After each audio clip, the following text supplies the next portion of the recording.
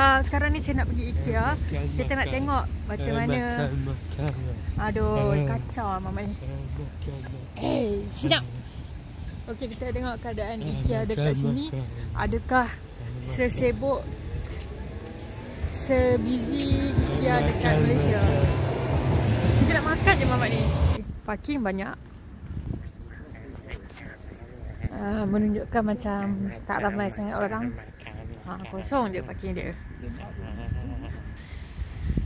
This is not Indonesia flag, this is Poland flag.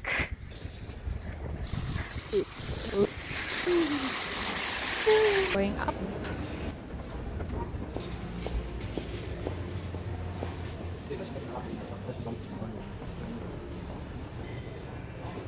Okay.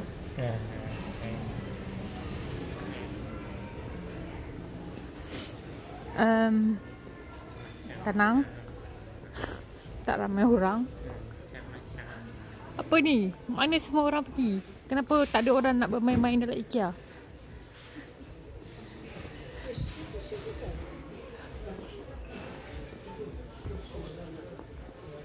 Mana ni semua orang? Mana semua orang? Mana semua orang? Ikea kat sini macam rugi sikit lah. Patutlah dekat Kuala Lumpur boleh buka Ikea sampai 2. Satu kat Ceras, satu kat Damansara tu.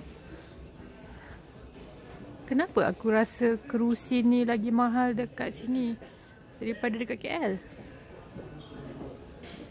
Sebabnya ni kursi impian aku. Aku rasa kat KL dalam 600.5. Dekat sini 799, 800. Kira duit Malaysia dalam 800.5 macam tu. Pelik. Wow.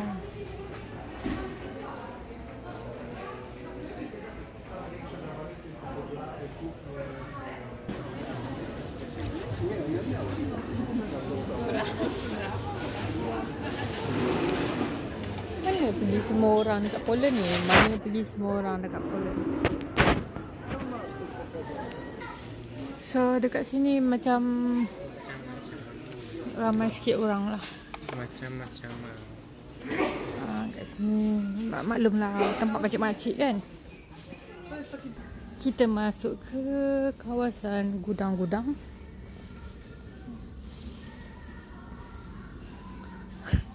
Apa ni, gudang pun sunyi sepi.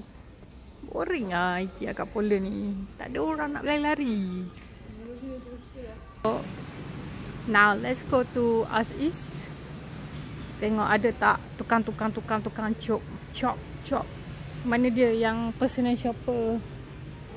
Ramai gila personal shopper tengah chop barang. Mungkin pakcik tu tengah chop barang untuk seseorang. Okey, barang pun dah beli. Tu. So maka berakhirlah pengembaraan saya di Ikea Poznan di Poland ini. So kita orang tak nak beli apa-apa lagi sebab masih belum ada lagi camper van. Tapi barang yang perlu adalah blanket dan juga bed cover. Tu Jula. Let's go to Jula. Juli. Aku beri nama Cikabum.